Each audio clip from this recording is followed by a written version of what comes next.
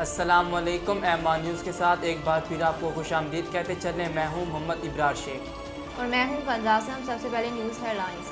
وزیر اعظم نے کہا ہے کہ آئندہ سانحہ سیالکوٹ جیسے واقعات کو سختی سے روکا جائے۔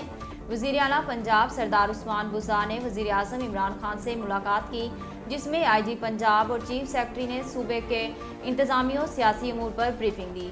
وزیر اعظم کو سانحہ سیالکوٹ کی تحقیقات میں پیش رفت پر بریفنگ دی۔ فواد چودھری کا کہنا ہے کہ شہباز شریف جعلی پولیس مقابلوں کی پشت پناہی کر رہے تھے۔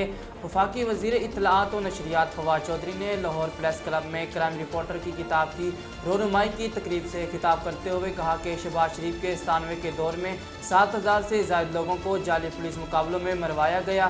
1990 کے بعد پولیس سسٹم تباہ کیا گیا۔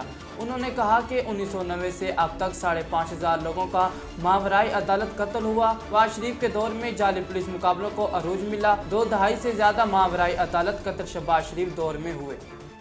وزیر اعظم نے کہا ہے کہ عوام کی فلاح و بہبود اور بنیادی سہولتیں فراہم کرنا حکومت کی ترجیح ہے۔ گورنر پنجاب چودھری محمد سرور نے وزیر اعظم عمران خان سے ملاقات کی، جس میں گورنر پنجاب نے وزیر اعظم کو دورہ برطانیہ پر بریفنگ دی۔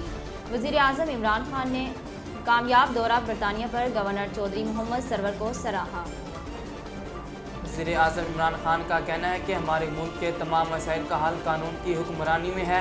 وزیر اعظم عمران خان نے اسلام آباد میں پالیسی ریسرچ انسٹی ٹیوٹ کے زیر اہتمام مارگلا ڈائیلاگ سے خطاب کرتے ہوئے کہا کہ جمہوریت وہاں مستحکم ہوتی ہے جہاں قانون کی حکمرانی ہوتی ہے۔ انہوں نے کہا کہ ایک وقت تھا جب کہا جا رہا تھا کہ پاکستان ایشیا کا کیلیفورنیا بننے جا رہا ہے۔ پاکستان ایشیا میں بڑی تیزی سے ترقی کر رہا تھا، پھر ہم نے اپنے ملک کا زوال بھی دیکھا ہے۔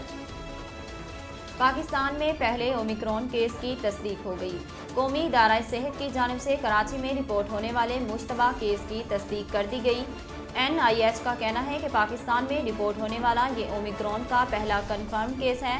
مزید مشتبہ سیمپلز کی جانچ کی جا رہی ہے۔ پاکستان اسٹاک ایکسچینج میں کاروباری ہفتے کے پہلے روز بھی انڈیکس میں مندی دیکھی گئی ہے۔ 100 انڈیکس میں 216 سے زائد پوائنٹس کی کمی ریکارڈ کی گئی ہے۔ پاکستان اسٹاک ایکسچینج میں آج شدید مندی کا رجحان دیکھا جا رہا ہے۔